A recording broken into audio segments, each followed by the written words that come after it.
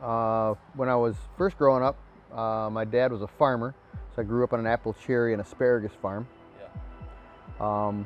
My first job that I can remember from memory was using a tennis racket to sort the rotten cherries out of cherry tanks.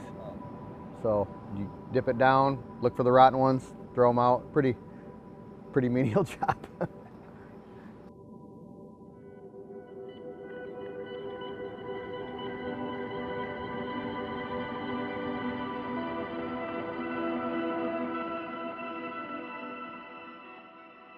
So we were married when I was 17, and we had 4 kids by the time I was 21. So of course I had to pay the bills. So I had to work like a dog. So I wasn't afraid to put a lot of hours in.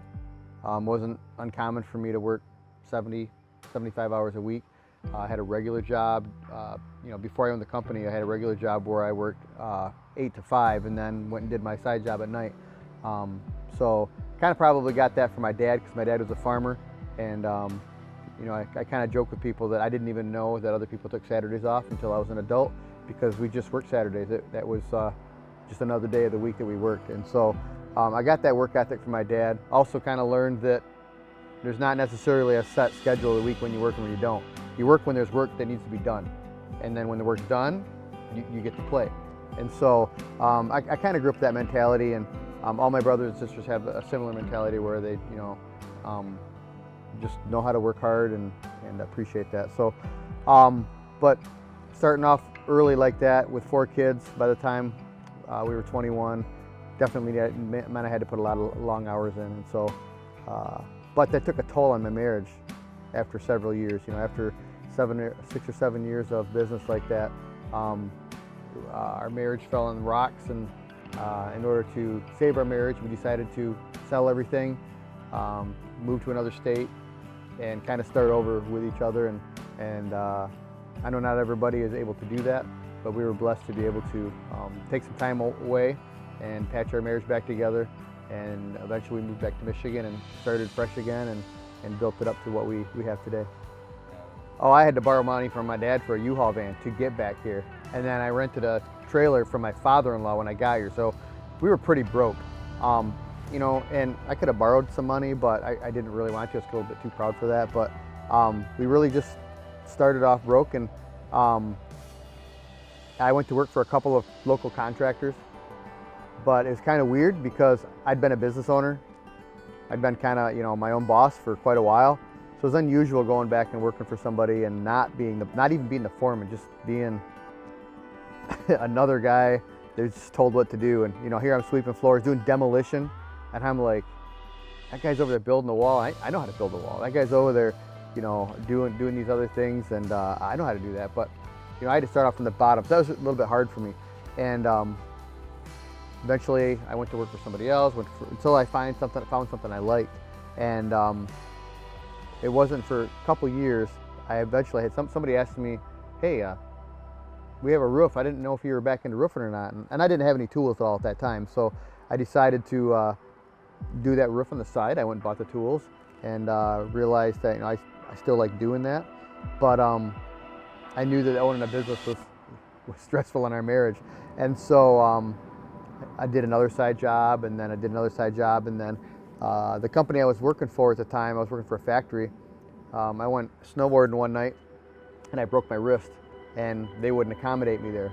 And so I sat two weeks home on my butt with a cast on my hand, and I got really bored. I was just frustrated and really bored. And then another roof came down the line to do. So I ended up having a conversation sometime in that week with my wife about, doing another roof. And she made a very specific comment to me. She says, you're just not going to be happy unless you're your own boss again, right? And I'm like, well, no, I probably won't. I mean, that's what gratifies me. That's what I'm passionate about. And frankly, I'm kind of a horrible employee because I'm constantly got ideas on how to do something better and more innovative and quicker and safer. And a lot of times when you're in a company, people don't want to hear them. A lot of times they're like, hey, we already got the process. You just do what you're told. And I have a hard time fitting in that framework. And so when she said, hey, you're probably just not going to be happy if you don't own your own business. And I'm like, I'm not, but we tried that before and it you know, it was really stressful, didn't work out. And we just talked through that, and eventually she gave me her blessing to start again. And we started with a new premise that moving forward that you know, I wouldn't put so much emphasis and so much priority on business, that I would try to separate business and family time. And so can't say I've perfected that. I still fall back sometimes, but we've definitely done a better job of spending more time on our marriage and making it work. And so as of about, I don't know, 4 years ago, we're empty nesters, and we kind of joke around that now we're doing the dating that we never got to do, you know, when we were younger. So we're having good times with that. And also benefit of that is, you know, our oldest daughter is now our office manager in our company. So it's cool to see the family stick together, and that we stuck together through the hard times and better for it. First of all, it was God. You know, we want to keep God first, and by keeping God first, I knew that I had to keep my marriage together, because I feel that's a commandment that we should follow. And we were blessed to be able to work that out. And so I do believe God first, family second, family third. And so. Where do you see Empower Contractors going in the next 5 years? So I've gone through the phase where got to grow and got to get big and want to be a $20 million company. In fact, at one time I hired a coach to help me do that. And going through that process, I realized, you know, I don't really want to be the next $20 million company. Not saying that's bad.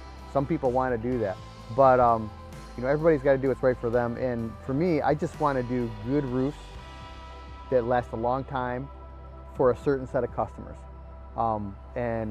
And I'll step on a limb and say not everybody's your customer, because not everybody's going to fit to your schedule or my schedule.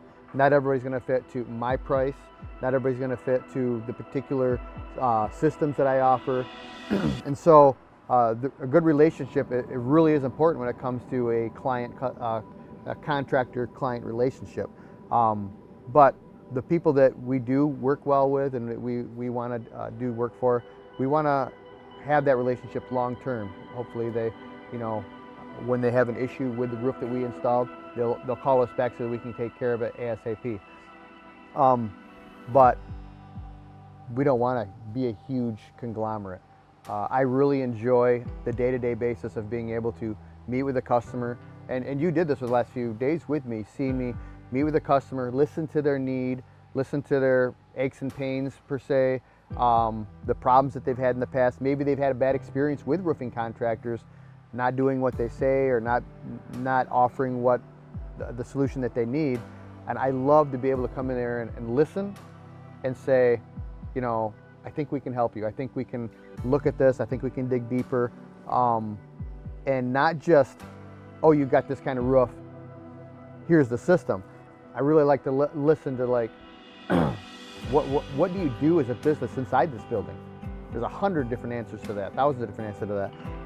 What's your plans for this building in the next year, 5 years, 10 years? Is there a lot of foot traffic on this building? So there's just a lot of different things I like to ask a customer to find out what that need is and how we can approach the solution.